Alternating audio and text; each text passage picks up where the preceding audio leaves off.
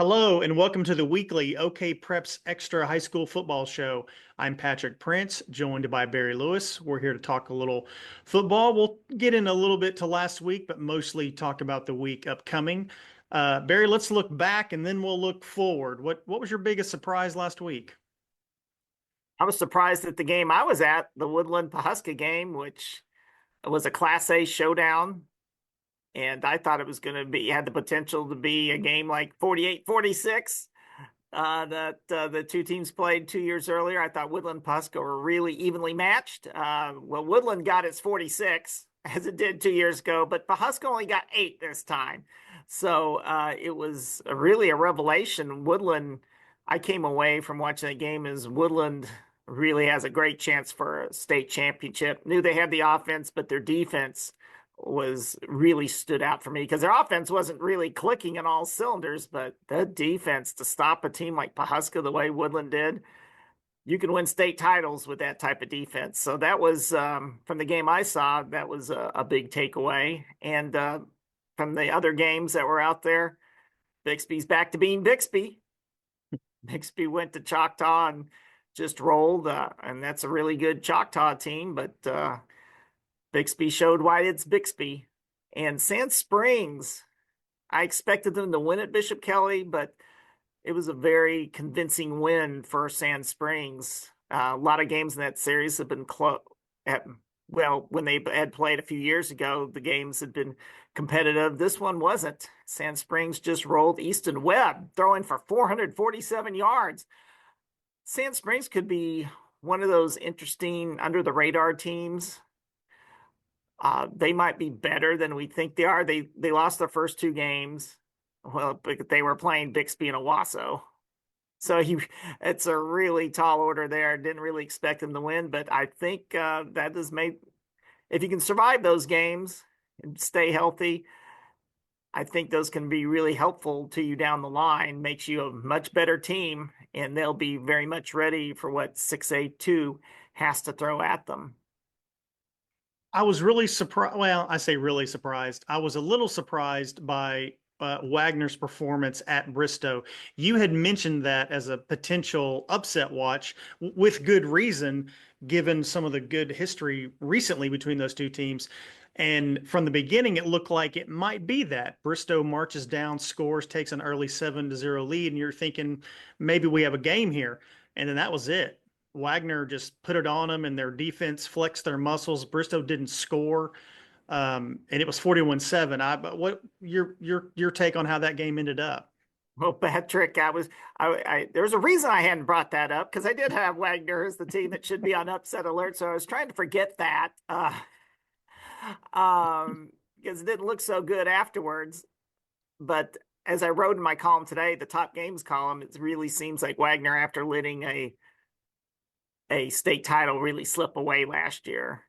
They are a team on a mission. They played 3 quality opponents and just overwhelmed each of those teams. So they know they let an opportunity slip away last year. They are doing everything they can to avoid that happening again. And that's bad news for the rest of 4A. Because, yeah, you're right. Last week, I was following it along the game, and I thought, yeah, Bristow, it's going to be another close game between those teams, the way Bristow started off, but then Wagner just took care of business. Wagner we talk about Bixby being Bixby, Wagner then became Wagner. So, so many close games between those teams in recent years, but last Friday was not one of them. Yeah, and you're right, Barry. They look like they're on a mission. I've seen Wagner the last couple of weeks that they look focused and determined, and it's going to be fun watching them the rest of the year and kind of seeing if they're able to get that state title, as you pointed out, that they kind of let slip away last year. And it's going to be fun keeping up with the player diary that you're doing with Wagner quarterback, linebacker Cale Charbonneau. I mean, that's great stuff that you're doing, Patrick, and with Cale. So looking forward to further installments. There have been 3 so far, and looking forward to what you two will be coming up with in the future. Yeah, I appreciate you saying that, Barry. He's a great kid, and I've really enjoyed getting to know him a little bit. Met some of his family at the Bristow game, And so I'm excited too about seeing what we can, come up with. And we've talked a little bit about recruiting, he and that's one of the storylines I'm kind of watching with him as we kind of go through this diary all season long. Dale Condit said that he's highly under recruited, which you've said that too, Barry, and I kind Oh, of get that sense from watching him, but I wanted to hear his coach say it. And so there's a couple other storylines I'm looking at with him, but that's kind of one of them because he's I think he's a smart, tough player, as you have said, a little Malcolm Rodriguez in him. So I think he could be a player for somebody. I just don't know who.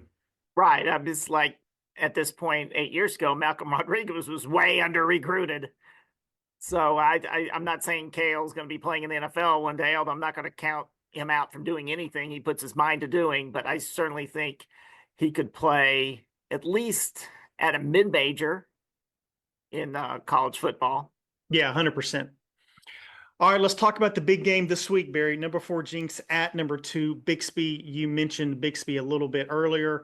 Um, I I'll tell you my take on the game, and let's get your take on the game. I think we're really going to learn who Jenks is this week. Their offensive has just been a little off what you might have expected entering the season. They had a week off. We got a new offensive coordinator. They had a week to kind of think about it, and I think we're really going to learn who Jenks is this week at Bixby. What do you think? Totally agree with you. Of course, the first game couldn't have gone any better for them offensively. Everything looked in sync, and you figured this is the new Jenks offense, and against what we thought was a really good Edmond Santa Fe team at the time, as it has turned out, maybe Edmond Santa Fe, at least at this point of the season, is not as good as at least I had projected them to be. So the last 2 weeks, of course, they're playing Owasso in their second game, and Owasso's Owasso, the number one ranked team. And then against Union, only coming up with 3 points. That was Union's defense had struggled in the first 2 games, but they seemed to put it together against Jenks. How much of that was Union? How much of it was Jenks? That's hard to say. On the other hand, from a Jenks defensive standpoint, they looked a lot against Union like it did against Edmond Santa Fe, totally shutting down pretty much the other team's offense. So 2 really stellar efforts by the Jenks defense so far this year. Now the offense has just got to try to catch up. And a lot of times when you got good coaches, and of course, both these staffs have really good coaches, but Jenks coming off the bye week, when you've got a good coaching staff coming off a bye week, a lot of great things can be done during that bye week. I've seen it so many times. So look for Jenks. I agree with you. Look for Jenks's offense to be more like we should see the Jenks offense, the way everyone projected it to be at the start of the season. Whether that'll be good enough to beat Bixby, I don't know. Although Jenks, 2 of the last 3 trips to Bixby, they've come away with wins. That's pretty impressive. The Jenks Bixby series, even in the games Bixby's won in the last 5 or 6 years, they've all been pretty competitive, except arguably the state championship game last year. As Jenks quarterback Owen Jones admitted to me during the preseason, that he was down about that game. He knows he could play a lot better than he did in that game. But every other game that Jenks and Bixby have played have been really competitive, even during that 58-game win streak that Bixby had, that Jenks ended 2 years ago. Jenks, they were either one possession games or one possession games until real late. Even the Week 10 game last year that turned out to be 31-14, that was an even game in the third quarter. Our Jenks had jumped even off to an early lead. So I expect a really competitive game Friday night at Bixby. So Sam Stone is on pace to become Jenks's all-time leader in tackles. That's saying a whole lot when you consider Jenks's rich history. It's saying a ton. When right now, Rocky Calmus has the record, but it's if Sam Stone's on pace to break it, And that's saying a lot when when your name's ranked right up there with Rocky Kalmus, like enough said. And Rocky had 5 more tackles in his career. He had 338 tackles in his career. That's 5 more than Luke Turner did, another great from that era. And then Jake Crisp is really high in the list. Then you talk about Trent Tabor, Tanner Shuck, Brandon Lohr, um, all the leading tacklers in Jenks history. So in order to accumulate that many tackles, obviously you have to be an exceptional talent, and you also have to be pretty much a 3 or 4 year starter. So, and Sam Stone's been making plays, a lot of plays ever since his sophomore year, and he's very impressive. And uh, he's also turning out this year. He was obviously involved in that in controversial play in the backyard bowl, which we've talked enough about. So we're going to move on from that. But he is showing potential also to be a go-to big-time receiver for them in key moments. Yeah, that's a good point. He could really kind of help them out in an area that they need a few people to step up. Another big game, Barry. Number 7, Owasso are they at Owasso? They're at Owasso, second straight year Owasso. at Owasso. Am I crazy here thinking that Broken Arrow has a shot? I just got a feeling, Barry. Am I crazy? You're not crazy, Patrick. At least not on this. Broken Arrow. I've got high hopes for this game. I mean, on paper, yeah, you look at Owasso 3-0, Broken Arrow 1-2, and Broken Arrow's coming off a 3-8 season. That this should be a blowout for Owasso. And you remember the game last year when it wasn't a total blowout, but Owasso pretty well dominated the game last year when they met. But Broken Arrow, I think, is really close to being good, real good. Right. I mean, a really solid opening victory.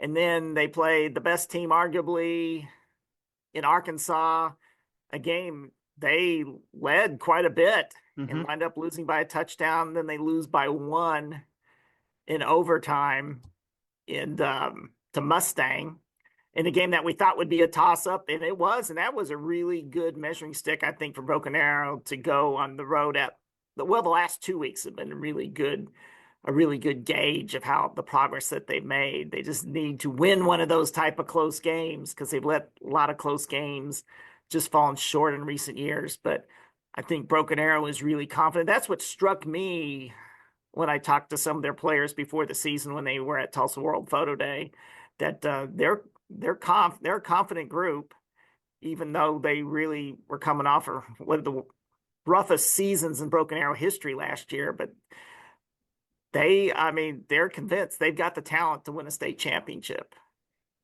So they're confident, and they're really close to being really good.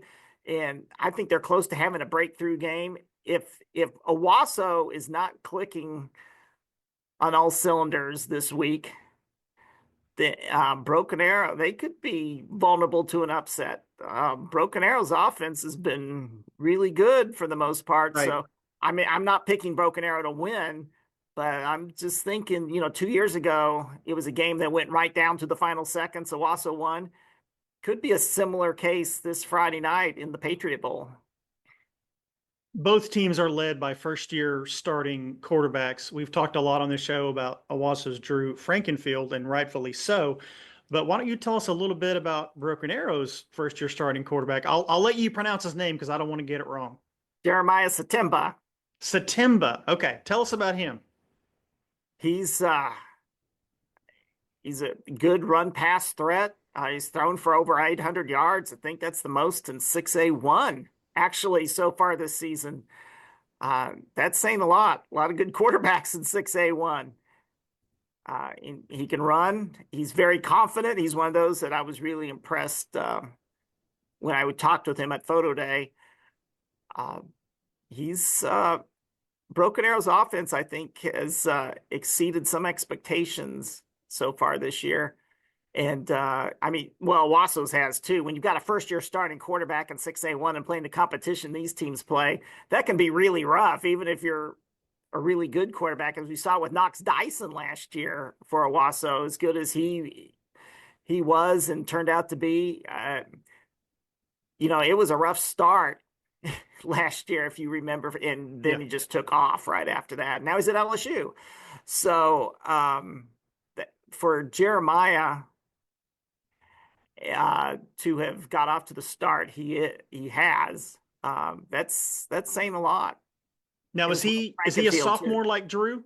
He's junior. He's a junior. Okay. Okay. Gotcha. Who should be on upset watch this week, Barry?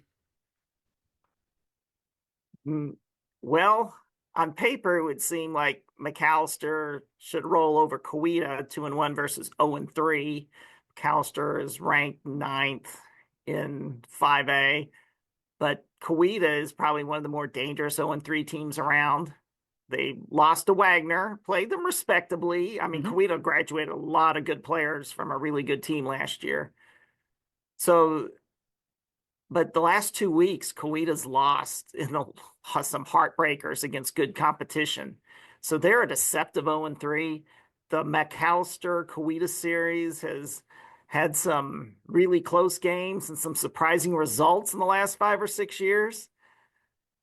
So you never know. I mean, Kawita might be ready to get that first victory this week. Remember McAllister's last trip to Kawita did not end so well. Remember that was like a big showdown game 2 years ago, and Kawita smacked him. I think it was 49-0. So you never know. It's either really close or really something really surprising happens. Of course, that had avenged the earlier year when they both were had a showdown game, and McAllister really thumped Kawita. Um, a weird number, as I think two of the games in the previous 5 years it ended with 28-27 scores. So they play either close games or someone really shockingly dominates. So that's a very interesting game. So if I was on I would put McAllister on upset alert. So we're recording this on a Tuesday. I was about to say afternoon. We'll say Tuesday at lunchtime. So as we're recording, a little bit of breaking news coming out on high schools and transfers. Why don't you share what we know about that? State Attorney General Drummond has told the OSSA to that the OSSA's new rule that the intent was not to have students or student athletes follow coaches who change schools, obviously, unless they were their parents, um, to not follow the coach to his new school. Well, that's by the boards now, apparently. Uh, the way that the rule was designed was that the athlete would have to sit out a year, be ineligible for a year if he was following a coach of or someone who had coached him to the new school. They wanted to prohibit that, but apparently uh, that rule is no more. So the attorney general has stepped in. So look to see more player movement. We are working on that story, and that's a developing story. And so look for that in the Tulsa world. What do you think of that change? Well, I think the intent of the rule was good. So I